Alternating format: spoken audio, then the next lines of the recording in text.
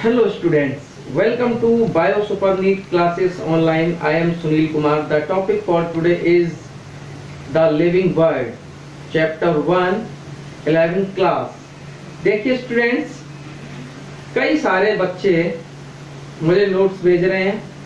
वो क्या कर रहे हैं, पूरी की पूरी एनसीईआरटी उतार लेते हैं. अरे भाई, नोट्स का मतलब ये नहीं होता है. नोट्स का मतलब होता है कि जो चीज समझ में नहीं आ रही है उसको ज्यादा आप प्रायोरिटी पर लीजिए और उस चीज को आप नोट डाउन कर लीजिए. देखिए, चैप्टर को आप समझिए. सबसे पहले आपको क्या करना है, लेक्चर सुनना है.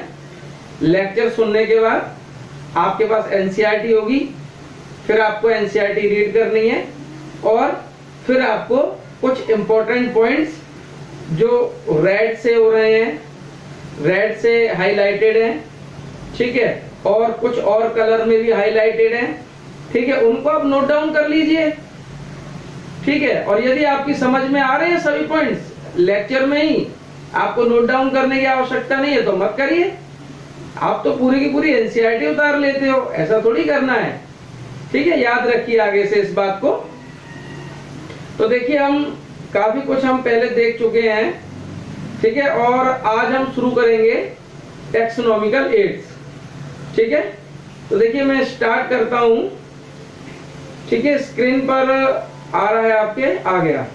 ठीक है, टेक्सोनॉमिकल एड्स, मेरा कर्सर चल रहा है, साथ साथ देखिए लिखा हुआ है टेक्सोनॉमिकल एड्स.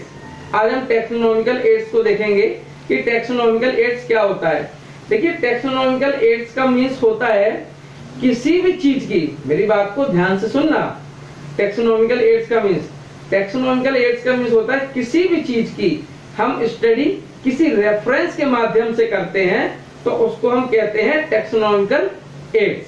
जैसे कि मान के चलिए कोई एक, अगर मैं उदाहरण की बात करूं टेक्सोनॉमिकल एड्स में, कि कोई एक एनिमल है और उस एनिमल को, और यदि किसी बच्चे ने मेरे से पूछा, सर मैंने एक एनिमल देखा है. अच्छा, अच्छी बात है, देखा है तो एनिमल.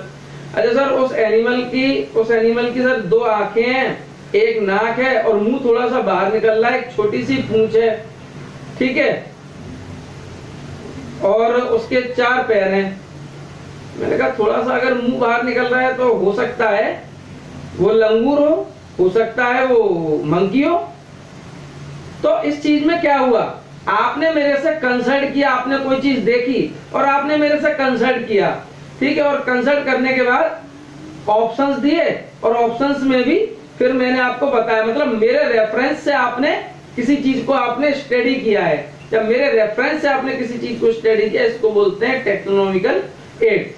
ठीक है, अब देखते हैं आपको, देखो taxonomical aids, taxonomical studies useful in. अब जो टेक्सोनॉमिकल स्टडी है वो किस किस चीज में यूजफुल होती है, agriculture, forestry, industry, knowing our bio resources.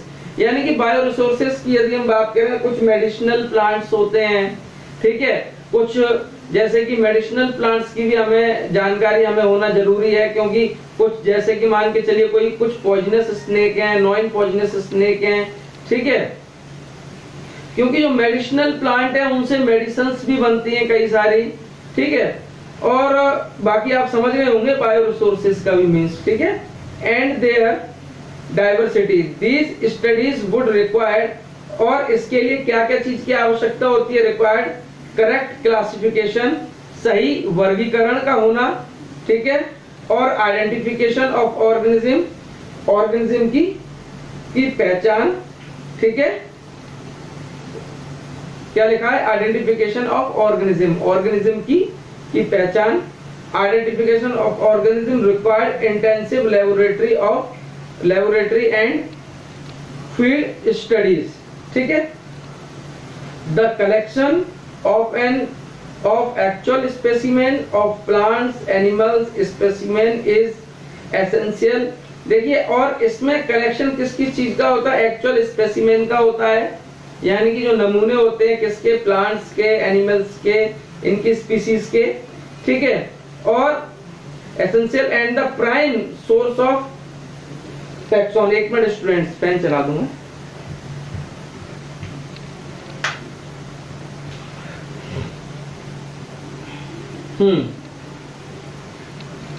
क्या लिखा है, कहेंगे prime sources of taxon studies. Taxon का मैं मीन्स पहले मैं आपको बता चुका हूँ। These are also fundamental to study and essential for training in systematic। ये कह रहा है, देखिए जब हम क्या करते हैं, करेक्ट क्लासिफिकेशन, जब हम सही वर्गीकरण करते हैं और ऑर्गेनिज्म को हम आइडेंटिफाई करते हैं, तो उसके लिए क्या होता है, essential for training in systematic. तो उसके लिए अपनी खुद के, उसके लिए क्या है, कोई भी ऑर्गेनाइजेशन हो, कॉलेज हो, स्कूल हो, उसके लिए एक ट्रेनिंग देता है और उसको ट्रेंड करता है, एक सिस्टम के अनुसार व्यक्ति को ट्रेंड करता है, भाई आपको इस तरह से चलना है, ठीक है। It is used for classification of an organism. इसका जो इस्तेमाल होता है वो किसके लिए होता है, ऑर्गेनिज्म के क्लासिफिकेशन के लिए होता है। And the information gather is also stored along with the specimen. और देखिए सूचनाओं को इकट्ठा करके रख लिया जाता है, ठीक है। स्पेसिमेन, एक कोई भी स्पेसिमेन लिया, कोई भी नमूना लिया और उसकी सूचनाओं को हम इकट्ठा करके रख लेंगे और उसके आधार पर हम वर्गीकरण करेंगे और हम उसको आगे हम बढ़ेंगे उसमें, ठीक है। In some cases the specimen is preserved for further studies. कुछ केसेस में क्या होता है, स्पेसिमेन को क्या करते हैं बायोलॉजिस्ट लोग, कुछ केसेस में क्या करते हैं बायोलॉजिस्ट लोग स्पेसिमेन को प्रिजर्व कर लेते हैं, ठीक है। Biologist have established some certain procedures and techniques to store and preserve the information as well as specimen. अब देखिए आपके आगे देखिए टेक्सोनॉमिकल एड्स का मैंने एक डायग्राम बनाया हुआ है। टेक्सोनॉमिकल एड्स में क्या क्या चीजें आती हैं, तो देखिए टेक्सोनॉमिकल एड्स में एक तो बायोलॉजिकल बॉटनिकल गार्डन आएगा, मैनुअल आएगा, फ्लोरा आएगा, कीज आएंगी, म्यूजियम आएगा, मोनोग्राम आगे बात करेंगे क्या होता है, और हर्बेरियम आएगा। ये सारी चीजें इंक्लूड होती हैं। मुझे ये पीपीटी बनाने में बड़ी मेहनत करनी पड़ती है, सच बता रहा हूँ स्टूडेंट्स आपको मैं, तो प्लीज ध्यान दीजिए आप लोग चीज पे।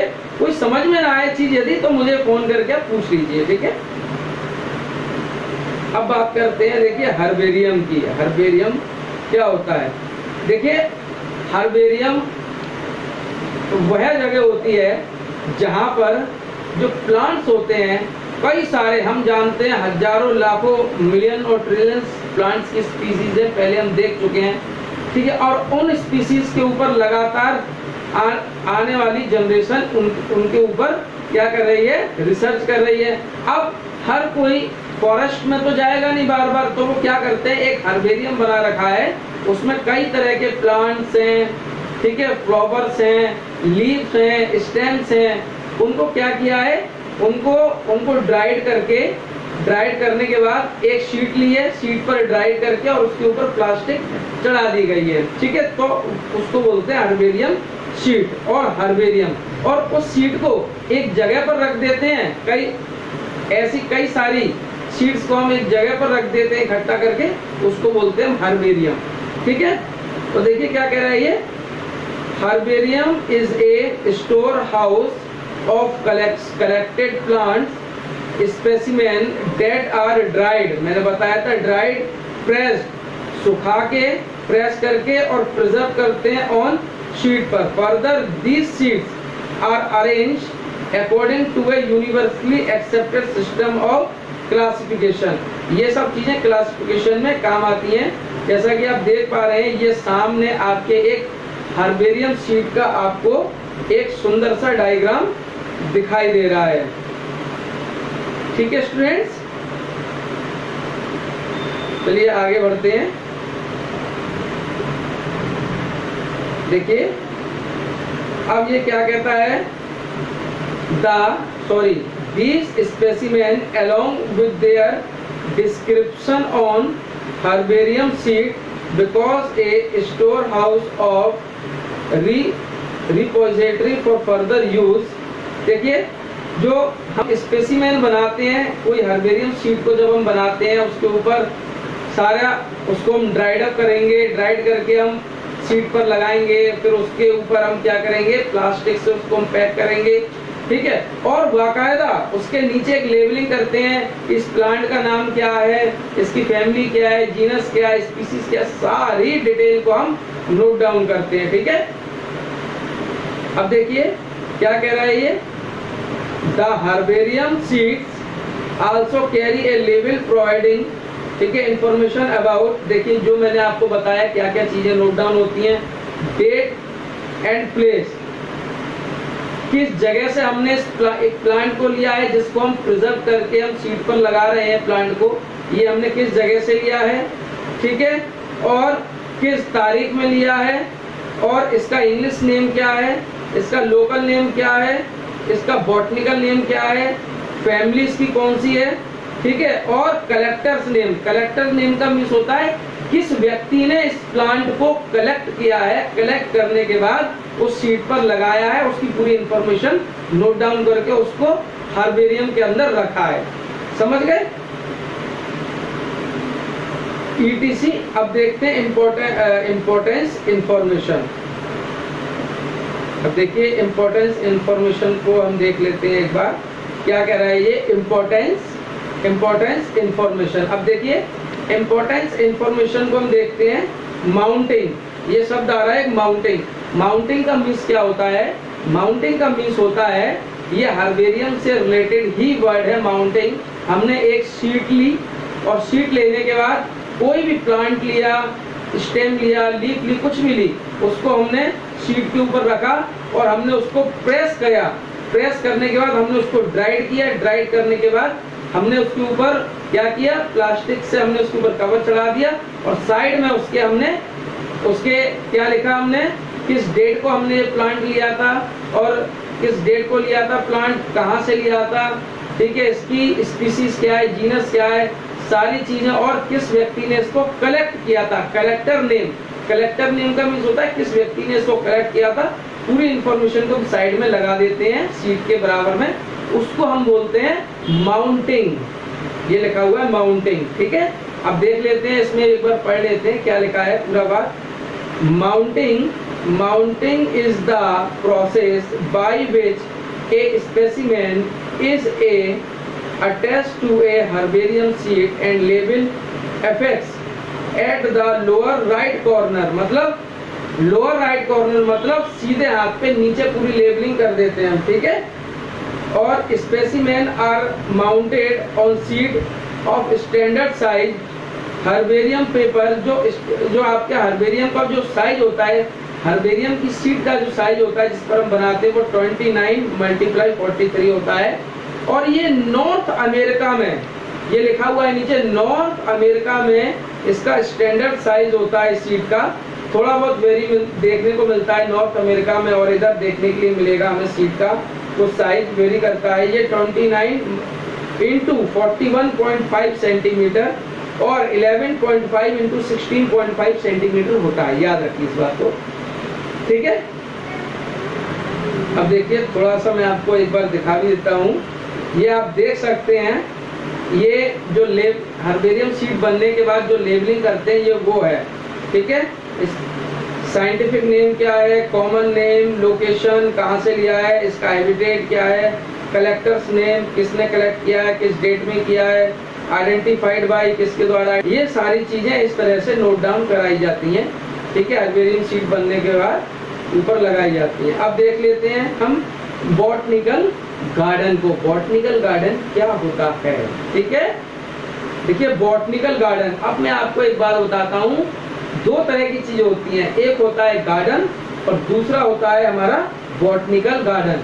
देखिए गार्डन और बॉटनिकल गार्डन दोनों में अंतर होता है।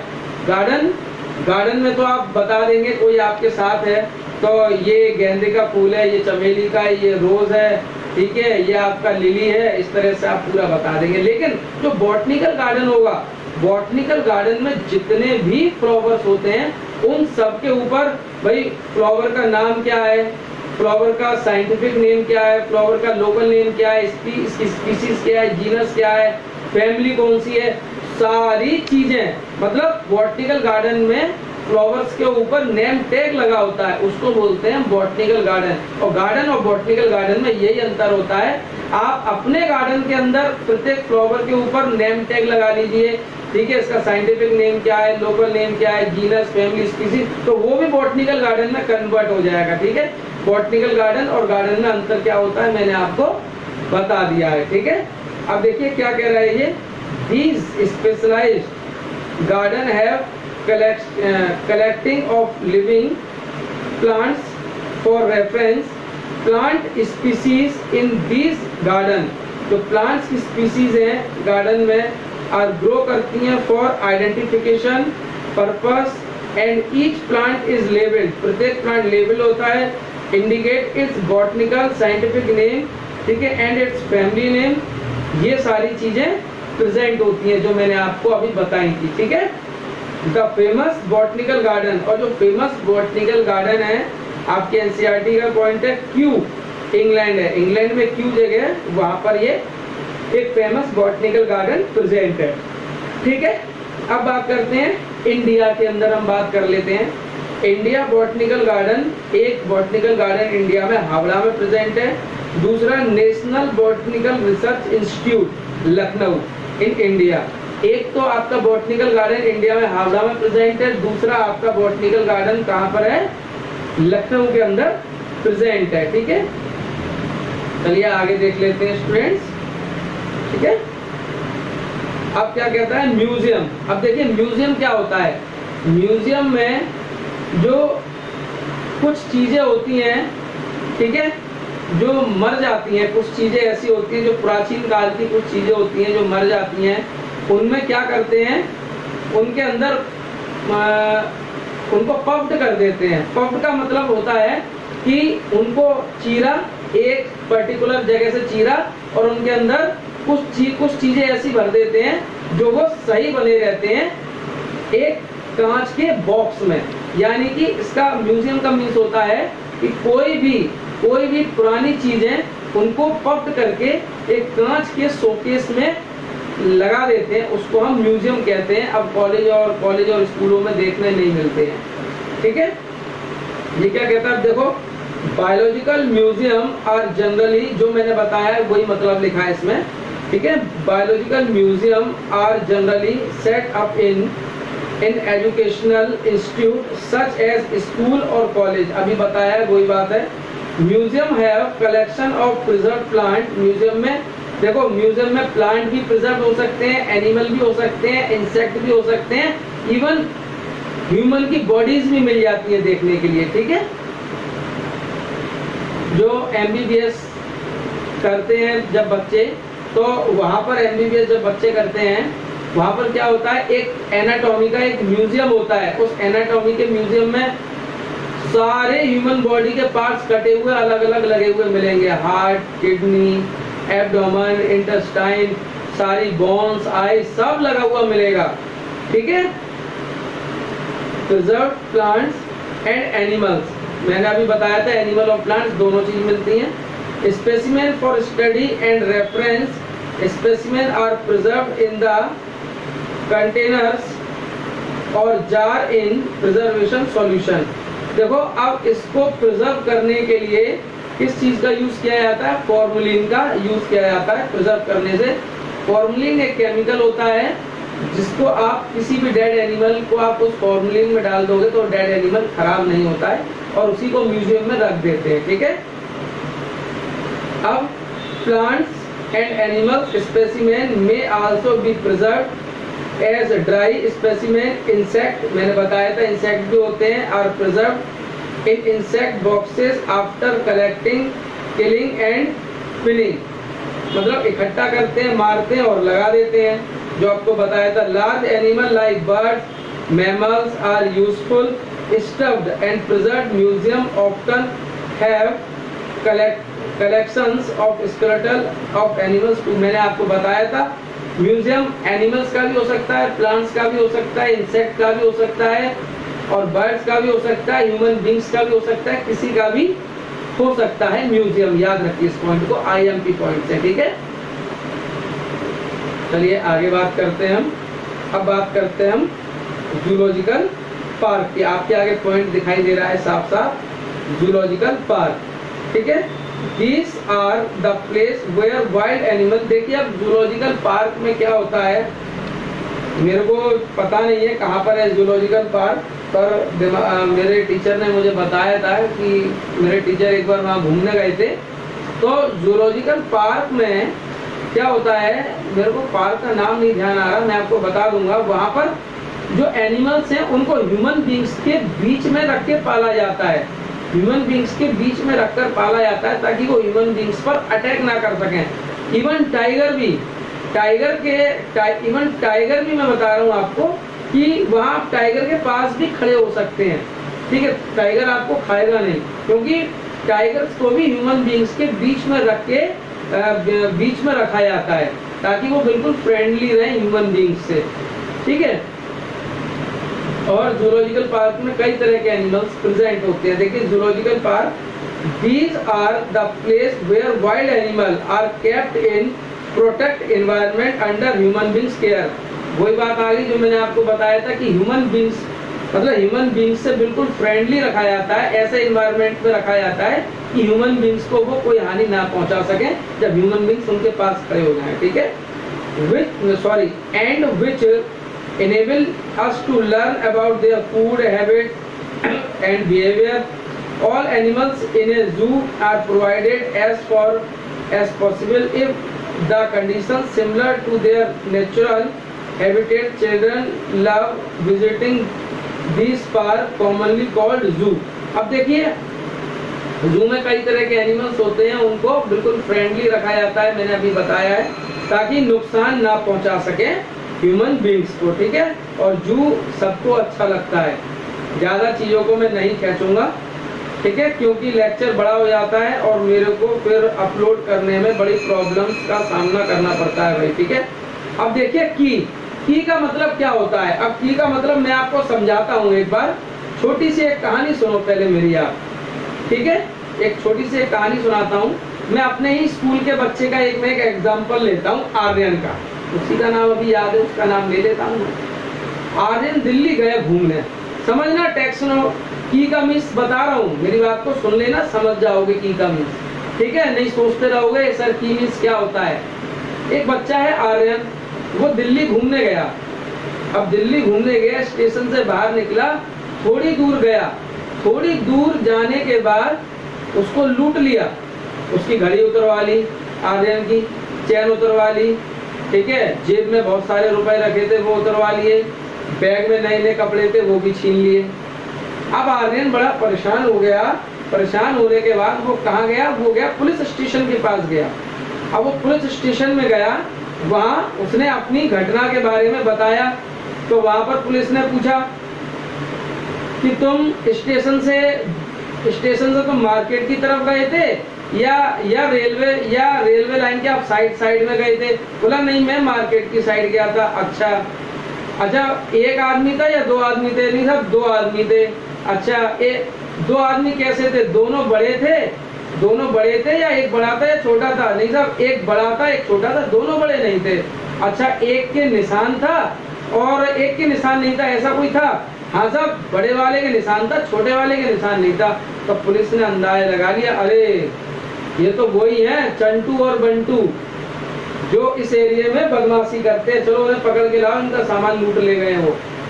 तो इसमें क्या हुआ, पुलिस ने हर बार आर्यन को ऑप्शन दिए, ठीक है, हर बार ऑप्शन दिए, ऑप्शन में पहचाना, ये होता है की इसका मतलब, ठीक है। क्या हुआ देखो, पढ़ते हैं की is another taxonomical aids used for, की का यूज आइडेंटिफिकेशन के लिए होता है, identification of plants animals based on the उनकी सिमिलरिटीज समानताएं और डिससिमिलरिटीज असमानताएं हैं, असमानताओं के लिए। समझ गए होंगे मेरे इतने एग्जाम्पल में ही, ठीक है। अब देखिए, एक मैंने आपकी स्क्रीन के सामने एक डायग्राम लिया है और अच्छी तरह समझाने के लिए। कोई एक एनिमल देखा, किसी बच्चे ने एक एनिमल देखा, उसने पूछा सर एक एनिमल देखा है? मैंने हाँ बताओ बेटा, देखा है। तो मैंने उसको पूछा अच्छा देखा है तो ये बताओ उसकी स्किन कैसी है, मॉइस्चर है या उसकी ड्राइड है स्किन? बोला सर नहीं सर, मॉइस्चर नहीं है, ड्राइड स्किन है। अच्छा, उसके हेयर हैं या नहीं है? बोला नो सर हेयर।